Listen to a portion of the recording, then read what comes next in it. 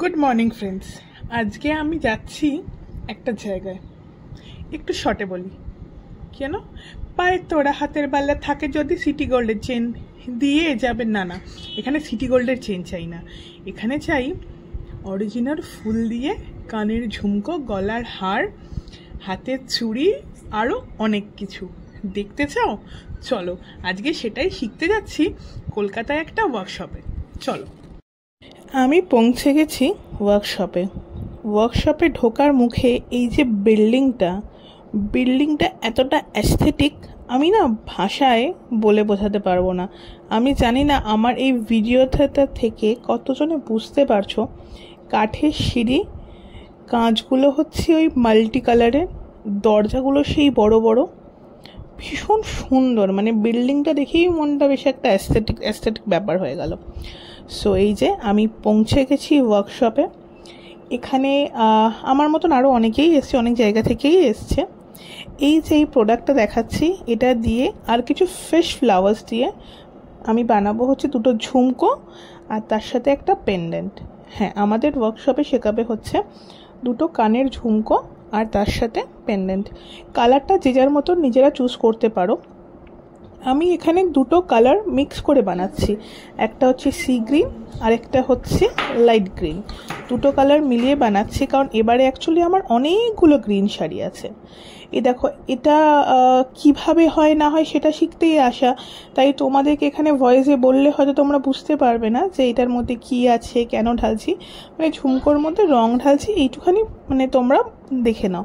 এখানে ম্যাম কিন্তু আমাকে মিক্সিং করা শেখাচ্ছে যে কিভাবে আমি কালারটা আনবো, কিভাবে মিক্সিং হবে, কিভাবে এই জিনিসটা স্টে করবে। দেখো, আমি প্রথমে একটা লেয়ার দিয়েছি, এরপরে তোমরা দেখতে পাবে আমি আরও 2-3টে লেয়ার দেবো।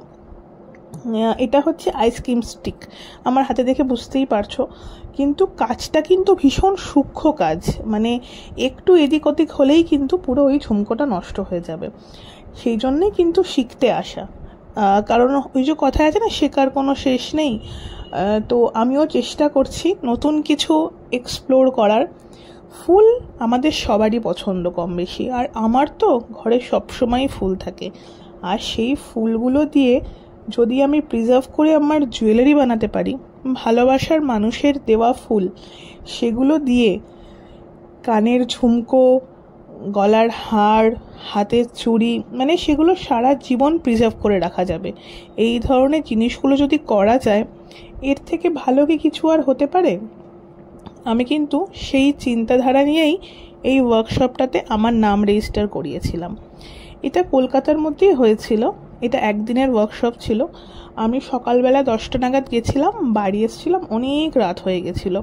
কারণ আমি আরও তার সাথে আরও কিছু শিখেছিলাম ঝুমকো আর পেন্ডেন্ট ছাড়া। সেটা আমি ডেফিনেটলি তোমাদের সাথে এর পরের ব্লগে শেয়ার করব। তুমি দেখতে পাচ্ছ যে আমার মুখটা পুরো ছুঁচলো হয়ে গেছে, মানে আমি এত মন দিয়ে কাজ করছি, কারণ একটু এদিক ওদিক হলেই কিন্তু পুরো জিনিসটা নষ্ট। এবার দেখো, আমি তোমাদের দেখাচ্ছি যে দুটো কালার দেওয়ার পরে জিনিসটা কীরকম দেখতে হচ্ছে। আর হ্যাঁ, তোমরা এই ঝুমকোগুলো কিন্তু পরতে পারবে। ইয়েস, তোমরা এগুলো কিন্তু কানে পরতে পারবে। এই দেখো, এটাকে না ওই লেয়ার দিয়ে তারপর এরকম একটা মেশিন দিয়ে করতে হয়, তারপরে আবার কোটিং দিতে হয়। মানে এই প্রসেসিংটা 3-4 বার হবে। মানে এই কালারটা যাবে, এই একটা জিনিস যাবে, আবার কালার যাবে, আবার এই জিনিসটা যাবে। আর একটা যেটা প্রবলেম হচ্ছিল, ওই যে ওই ঝুমকোগুলো আছে না, আমি যেটা ফার্স্ট টাইম করছিলাম, ওই ঝুমকোগুলো না আটকে যাচ্ছিলো, তো ওগুলো খোলাটা খুব মুশকিল। অবভিয়াসলি ফার্স্ট টাইম করলে তো কেউ এক্সপার্ট হয় না, কোনো ব্যাপারেই এক্সপার্ট হয় না। আমরা যখন প্রথম দিন রান্না করতে শিখেছিলাম, আমরা কি প্রথম দিনই একদম টেস্টি কষা মাংস করতে পেরেছিলাম? তোমরা হয়তো ভাবতে পারো ঝুমকোর মধ্যে কষা মাংসের গল্প কেন? আসলে আমি খুব খাদ্যরসিক, তো ওখানেও কিন্তু খেয়েছিলাম। মানে এতক্ষণের একটা লম্বা প্রসেস, তো ওখানেও মোমো টোমো খাওয়াটাও হয়েছিল, বাট সেগুলোর অতটা ভিডিও নেওয়া হয়নি। আমি আমার না কাজটার উপরে ভীষণভাবে ফোকাস করছিলাম, আর ভাবছিলাম যে এই ভিডিওটা কবে তোমাদের সাথে শেয়ার করব। আসলে কিছু পার্সোনাল প্রবলেমের জন্য আমি তোমাদের সাথে কিছুদিন আমার ডেলি ব্লগ শেয়ার করতে পারিনি, কিন্তু অ্যাজ আই সেড, আমি এরপর থেকে আমার ডেলি লাইফে যা কিছু হচ্ছে আমি তোমাদের সাথে সেটা শেয়ার করব। তো হিয়ার আই কাম, আমি চলে এসেছি তোমাদের সাথে একটা সুন্দর এক্সপিরিয়েন্স শেয়ার করতে। তোমাদের কার কার কী কী হবি আছে সেটা কিন্তু অবশ্যই আমায় কমেন্টে জানিও।